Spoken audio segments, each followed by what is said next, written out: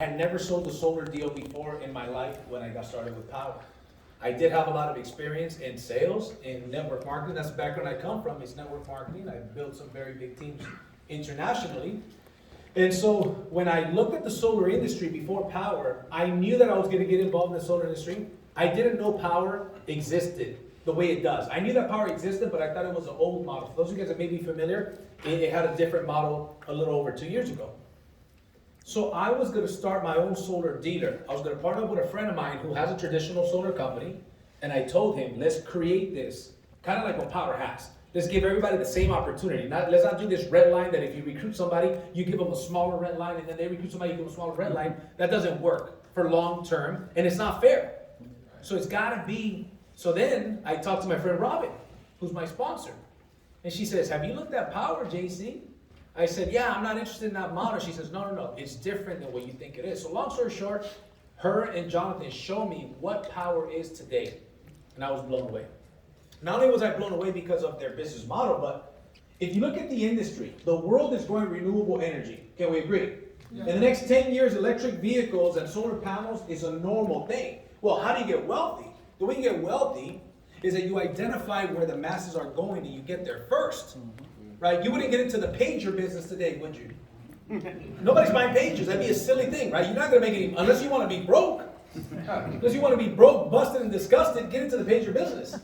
But if you want to make some money, right, if you want to be successful, guess what? You've got to get involved in an industry that has potential, upward potential. And if the world is going solar, wouldn't that be a good idea to get involved in that industry? So to me, I said, hey, listen, with my network marketing background, and then before network marketing, I was a real estate agent. Okay, so I was used to the big commissions and I was used to dealing with homeowners. So when I looked at Power in the solar industry, I said, this is a perfect combination for my background. My background in team building, network marketing, motivating, and events and all that stuff. And then also my background in high ticket sales. I said, this is ideal. So I made a decision to get started with this industry, and I told Jonathan, look, within a year, I'm going to be the #1 mentor in the company. Now, when I said that, I'll be honest with you, I half believed it and half didn't, right? Here's the deal. In the word believe, there's secrets in words. In the word believe, the word lie is right smack in the middle of the word believe. You have to, sometimes when we say, I'm going to be a $100,000 earner, $250,000, $1 million earner, the top this, the top that, you got your conscious and your subconscious. And the conscious mind battles you. The conscious mind says, that's not true. How are you going to do that if you've never sold solar? That doesn't make sense. How are you going to have success if you've never been successful? Well, guess what? Every stud was once a dud. Can we agree? Yeah. Mm-hmm. Yes. Every master was once a disaster. Yep. You got to first be bad before you can be good. And so what happens is, inside of that word is the word lie. So I had to lie to myself and believe it. You got, how many people here ever met somebody that lies a lot and they actually believe their lies? Anybody ever met some people like that? Yes. Exactly. Guess what? You could use that for the positive as well. You could say, hey, listen, I know some people. I got one of my friends I grew up with. His name's Martin. I won't mention his last name, but I'll mention his first name, okay? This guy is a one-upper. You got a story, that dude's got a better story, no matter what. That dude's got a better story. That's what you call the one-upper. The guy's like, you tell him a crazy story, like, man, that's nothing. Let me tell you what I did. Right? Let me tell you what happened to me, right? So, but the point is this, in the word, whenever we're making these goals, our conscious mind says, no, you can't do that. No, you can't do this. No, you can't do that. You're not worthy of this. But you have to believe it because you're putting it out into the universe, right? You're putting it out to God. And then the good book says that life and death exist in the power of the tongue. Something like that, right? I'm paraphrasing, right? The words that we say don't leave and come back void. Something's coming. Everybody's self-made. Only successful people admit that, right? But how many people have ever said or heard somebody say, I want to be somebody someday? Anybody ever heard that? I want to be somebody. Everybody's somebody. Whoever we decided, the person in the place that we are today is in the direct result, is a residual, if you will, of the decisions and the surroundings that we made in the past. Where are we going to be in the next 5, 10 years? That is going to drastically depend on the people you hang out with, the trainings that you attend, and the books and audios that you listen to, the personal growth that you do. The fact that you're here is a significant step towards where you're going to be in the next 5 years. And one of the encouragements I would make you is this: in this business, just like in life, there are people that are serious about the business, and then there's people that are not serious about the business. Can we agree? The world is full of joiners and temporarily motivated people. Yep. I very often mention, watch, what's the date? November. Give it 2 months. Go to the gym right now. Not a lot of people. Go in 2 months. A lot of people are going to be at the gym in January. Can we agree? Yep. This new year, new me stuff, and I'm rolling my eyes. Okay, yeah. Bro, you've been saying that for 10 years, man. Come March, your ass is going to be gone. You're going to be here no more. Can we agree? Yep. Same thing happens with this business.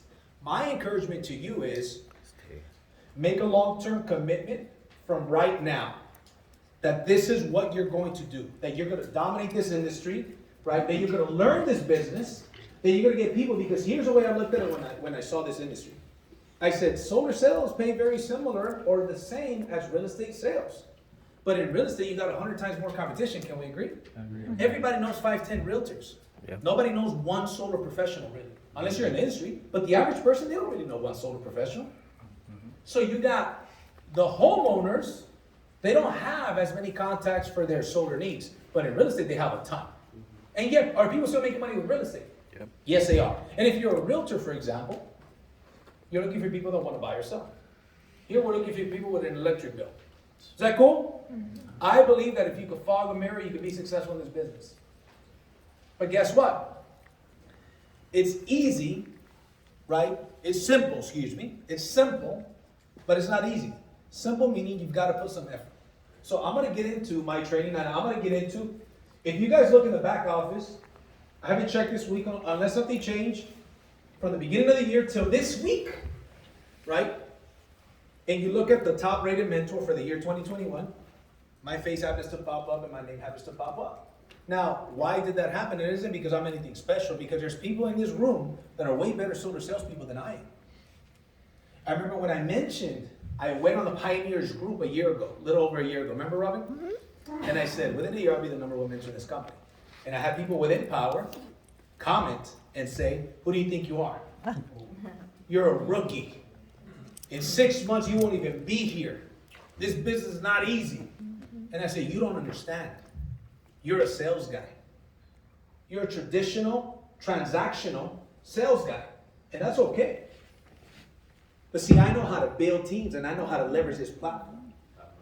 So if I build teams and I build strong people, see, most companies, what they do is that they use the people to build a company.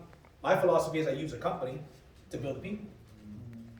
We create a personal development vehicle on steroids. We have a personal development, our team and our philosophy and our company is a personal development vehicle with a compensation plan. So imagine if we develop people that are strong, that know how to sell solar, that know how to sell in general, that know how to read people. Does that make sense? That have leadership abilities, that we grow their confidence. And we do more of that for more people. Do you think we're going to win? Yes. Yeah. So nowadays, I can take 5 to 10 appointments daily via Zoom if I wanted to. I don't, because I'm too busy. There's 60 transactions sold right now, on the way to install right now. That takes a lot of time. Mm-hmm. You know, in the last year, I sold 130 deals, mentor deals, the majority, right?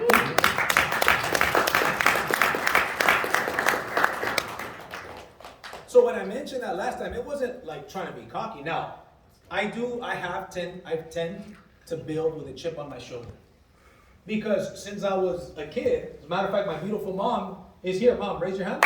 Give her a round of applause.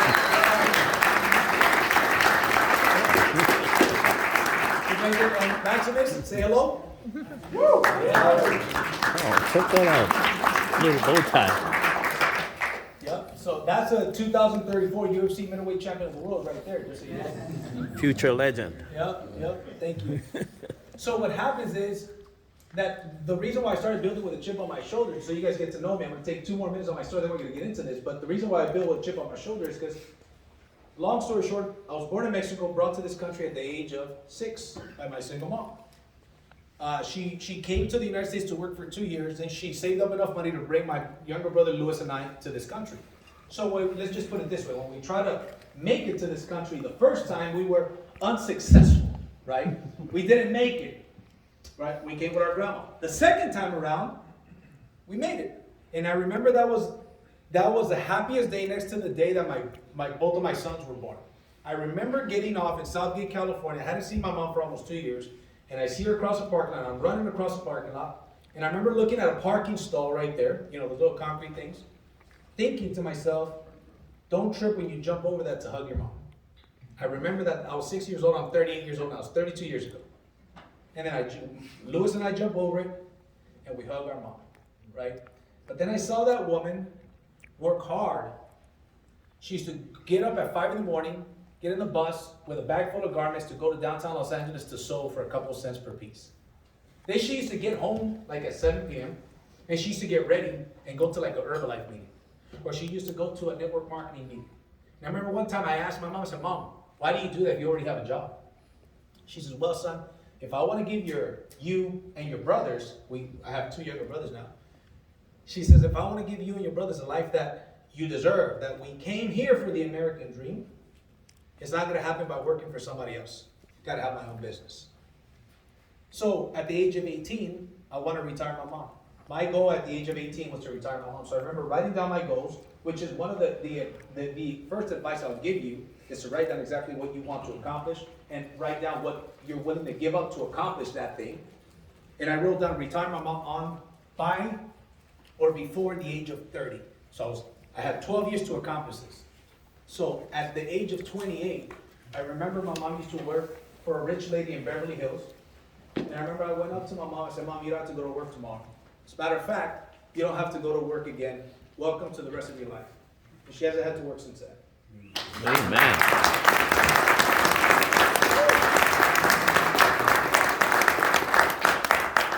That to me is my why. It's one of my whys that we accomplished. Very confident about, very, very proud of it. Because at the age of 18, I didn't have a social security number yet. To me, I just wanted to have a social security number so I could get a job. Like a bunch of my friends, they could get a job. They could get a license. I remember I couldn't get a license. I couldn't get a job. So to me, I was like, man, I wish I could just get a damn job. And here's the deal. I saw some of these kids. They had, 2 parents. They had even a cell phone. Back in the days, 2001. I mean, yeah.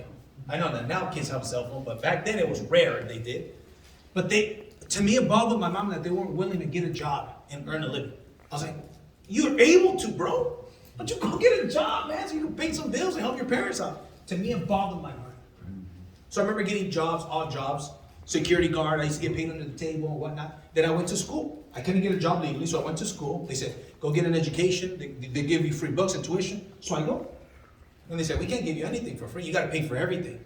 I said, what do you mean? I can't even get a job. How am I supposed to pay for this? You figure it out, man. Well, we can't give you anything. So then a friend of my mom tells me, you know what you got to do to help your mom? You got to go to the military. This is late September 2001. I graduated in 2001. What happened in 2001? Twin Towers. 9/11. So this is 2 weeks after 9/11. This guy tells me this. I said, really? He says, you go to the military, the Marines, the Army. By the way, any veterans here? Shout out to you guys.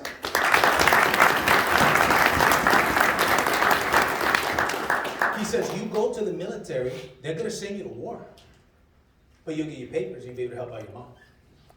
I said, bet. I had just won a world title in karate the year before that. I said, bet. Next day, I took the bus. I was on Belgrave, for those of you guys that know, Belgrave and Pacific in the city of Huntington Park, California, at the Marine Corps station. I walk into the Marine Corps station, I say to the Marine Corps, the person there, I said, hey, I want to be a Marine. If you can send me to boot camp tomorrow, I'm ready. He says, come on in. Then he finds out my situation. He says, hey man, we can't help you. We used to, a couple years ago, we used to be able to help people in your situation. We don't do that anymore. So now I can't get a job, can't go to school, I can't go in the military. I'm trying to do everything I can to help out my mom. And I remember for a while we had a stepdad, and he would tell me, eres un bueno para nada. That means you're good for nothing. He would say this to me. You see that door? It's really wide. If you don't like it here, you can leave. Te puedes largar. That's an ugly word. That means get the F out of here, basically. And I remember feeling like, man, and that helped me. That developed a chip on my shoulder. And I said, I'm going to teach this fool. He would say, eres un mantenido. Like, we support you. But mantenido is a bad word. It's an ugly word. Like, you're good for nothing that we support. You imagine this? So I remember thinking, once I get that break, see, most people are looking for a way out. I'm looking for a way in. Just give me a way in. So when I got the opportunity to become an entrepreneur, at 18 I was introduced, I took it and I said, you know what? I'm going to fail my way to success. I don't care how bad I got it. I don't care how hard I got to work, how many doors I got to knock. And I started knocking on doors, selling 70 hours a week, knocking on doors. Sundays I took to rest. I got started in the network marketing industry. Long story short, by the age of 20 is when I retired my mom. So when I got started with this industry and people are telling me, hey, you don't have experience. How do you figure? I said, we'll see. And I said, if I outwork everybody else and I learn the stuff and I fail my way to success, eventually I'm going to get to the number one position in this company. And long story short, that ended up happening. So with that being said, enough of my story. Who's ready to learn what I did?